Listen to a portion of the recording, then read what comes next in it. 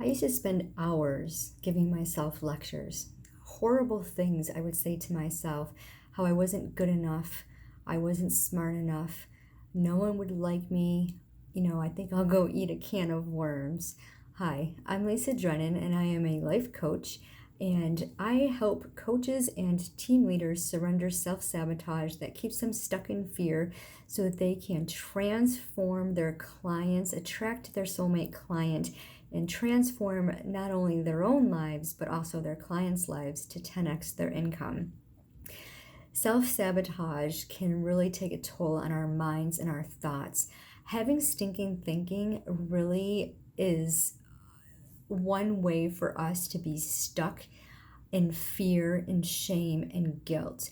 And I just want to share 3 simple strategies that help me when I get on that emotional roller coaster ride and I choose to have these negative thoughts. Or sometimes there's somebody spewing negative outburst at you and you have to kind of put a filter up so that what they're saying, the lies that they're trying to convey to you, that's all on them. That's their own hurt. So how do you protect your thoughts, your feelings, your emotions? How do you turn that around to have a positive reaction and to protect your heart? Because let's face it, when somebody is attacking you, even if it's yourself, it's hurtful.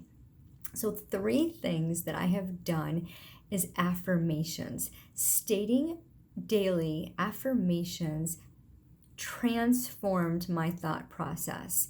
I list them. I have 20 a day that I recite out loud.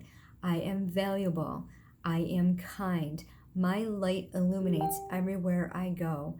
I am created and designed by God for greatness and a purpose. Stating these out loud helps you really put them in your mind and in your heart. My strategy number 2 is gratitude, being thankful for all of the things and reciting them out loud, writing them down, and just reflecting on all the goodness really helps you have a peaceful, joy-filled heart. And reflecting on my wins for the day, reflecting on what I have accomplished, not what I didn't do, but what I accomplished, as a real way just to instill that gratitude and helps you propel your results. And the final thing I do is compliments.